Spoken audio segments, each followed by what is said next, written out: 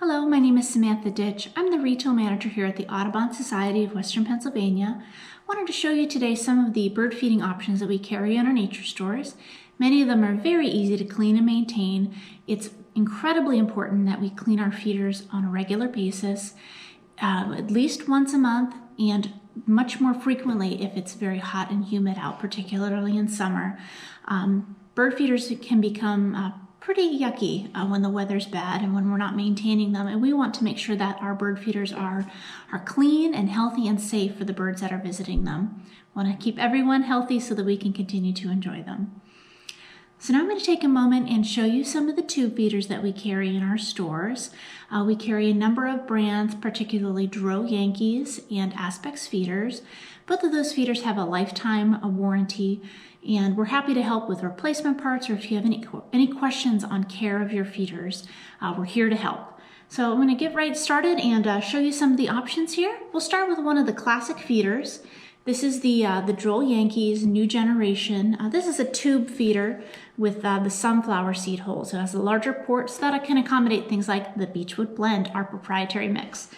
So this feeder in particular is not incredibly easy to take apart. However, once you've done it a few times and you know what you're doing, it's really easy to maintain. So let me get my little screwdriver here. So I just have a Phillips screwdriver.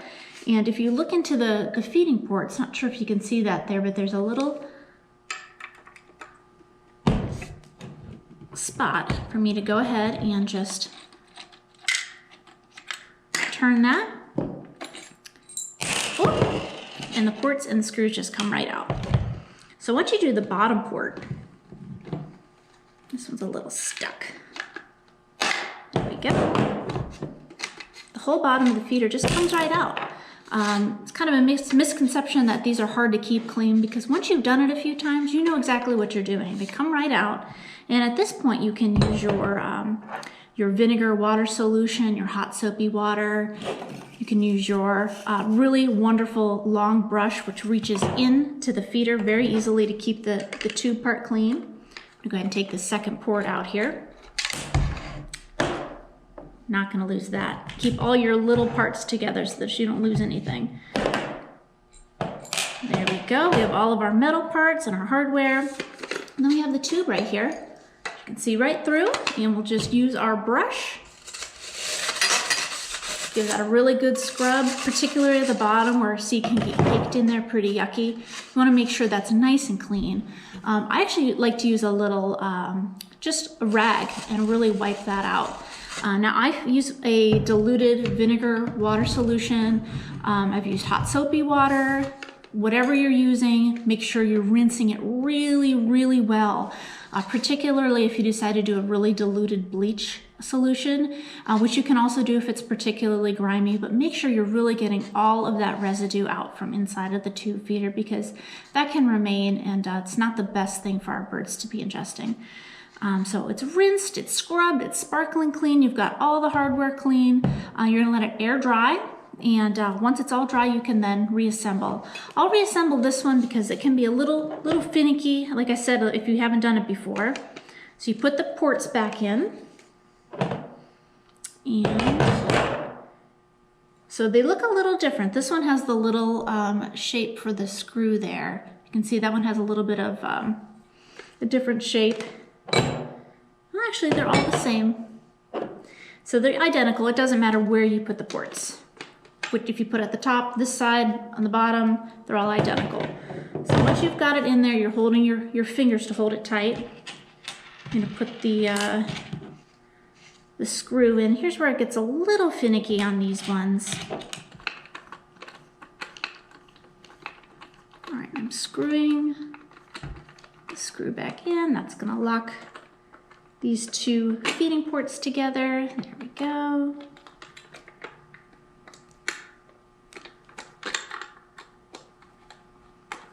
There we go, now we're cooking.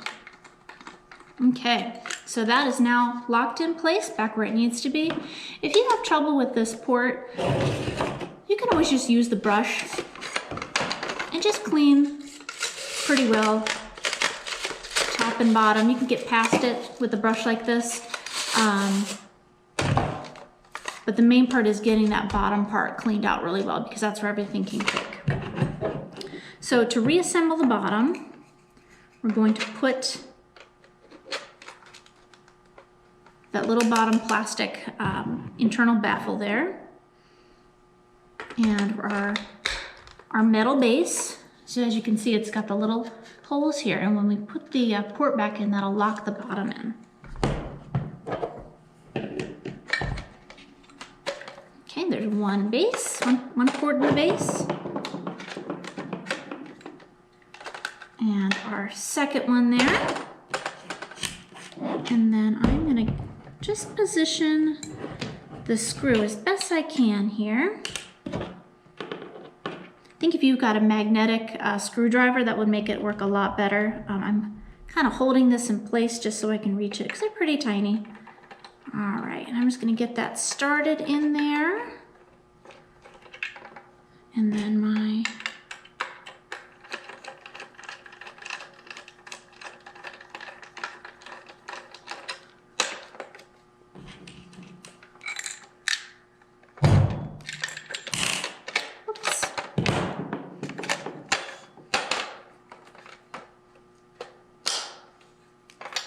Okay, so I've got the two bottom ports and the base in there nice and secure. I am going to try to set the little washer on one side here. Try my best not to drop it. And I'm going to hold my finger there so it stays.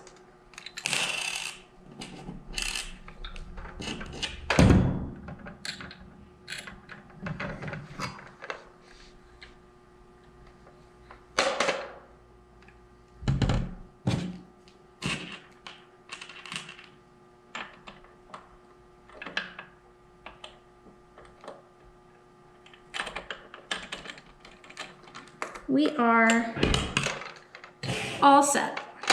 So as you can see, I had a little bit of a hard time taking this apart and cleaning it. It takes a little bit of practice. I do think that a magnetic screwdriver would help to get the screw to stay in place. The main part is taking off the bottom here so that you can make sure you've got all that gunk kind of cleaned out from the bottom. You don't want that to build up. So, not the easiest feeder to take apart and clean. Let me show you some other options that I think would work a lot better, because if you're having a hard time taking it apart to clean it and maintaining that, you're not going to do it as frequently as you should. So let's see some other options here. Let me show you a really great option from Joel Yankee. This is their Clever Clean feeders. As you can see, this is another sunflower seed feeder with the large ports on it. Perfect for beechwood blend. And when you press the top, it opens up, so really easy to fill. And they also come with a really nice tray that you can remove if you'd like.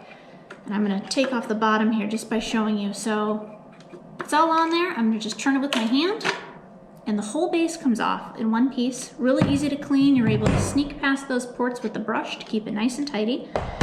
And if you decide you don't want this tray for whatever reason,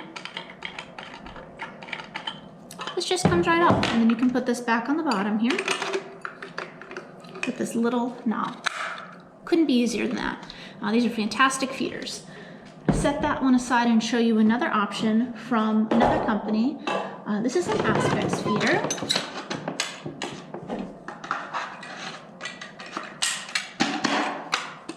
Aspects tube feeder. This is another sunflower seed feeder with the large ports. Nice metal construction.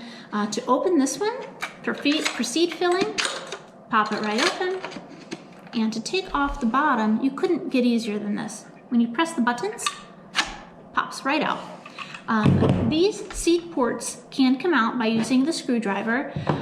You probably don't need to do that on the regular cleaning basis, because you're able to get past these really easily with a brush. So I probably wouldn't worry about it unless you need to do your really once a year super deep clean, or if you're noticing anything funny inside these ports here. But for the most part, the bottom part is where you'd be paying most of your attention to make sure it's nice and clean. So, you know, again, at this point, you can soak it, you can scrub it, you can use your rag, and just make sure it's nice and safe for the birds with your diluted vinegar, diluted bleach solution, hot soapy water. Rinse it all really well, soak it, and let it air dry, and then you can fill your feeders. Now, some suggestions that my customers have had here in the store is maybe you have 2 feeders like this, and when it's time to clean it, you just swap them out, so that way the birds aren't waiting at your window saying, hello, where's your bird seed? So I am reassembled. We're all set to go with that one. Some of our most popular feeders are the Squirrel Buster brand feeders. These are a little bit less intuitive as far as taking them apart. So let me show you how to take apart the Squirrel Buster Classic, for instance. This is the one I have at my house. I love it. If you haven't seen this one before, when it hangs and the squirrel comes and lands on the port here, the outer cage comes down and blocks off where the access to the seed is. So the squirrels aren't able to get anything. So let me show you how to disassemble this one for cleaning. Twist the top. That's also how you're filling it. You're going to pour the seed right in the top there. Now to take apart the outer, you have to take the outer cage off in order to get to the inside to clean it. So I'm going to do that real quick here for you. Inside is a little yellow cap. Pull it right out. I'm going to take off the top part mechanism, so now we just have just the cage and the inside. And when you come to the bottom here, there's a little nut. I'm going to unscrew this.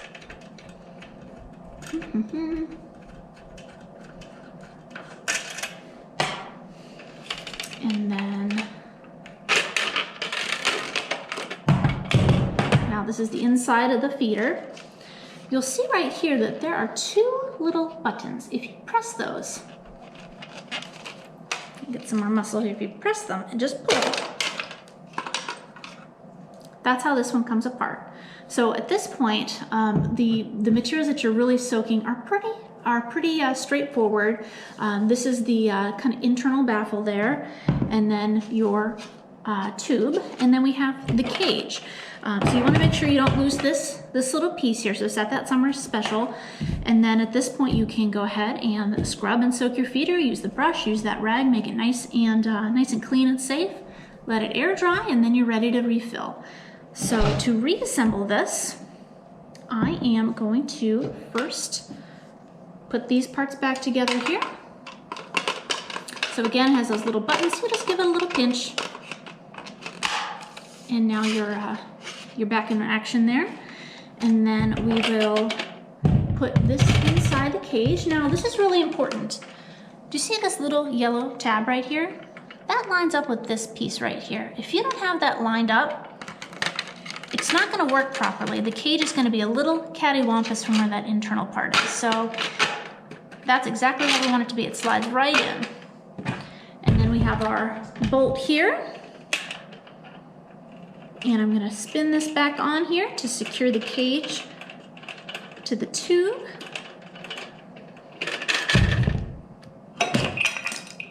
And then we have our little inner metal part here. This is the hanger. If you have any trouble with either the Squirrel Busters or the Drill Yankee feeders in any way, whether it's taking apart and cleaning it or questions about how they're working, you can bring it on in. We're happy to help. There are also a lot of really great resources on both the Brome Bird Care, who are the makers of the Squirrel Buster, and the Drill Yankee and the Aspects Feeders websites. Brome in particular has a whole series of YouTube videos troubleshooting how to clean all of their different feeders. So really use those resources online. They're very helpful. So we're ready to go here, and now the squirrels are out of luck.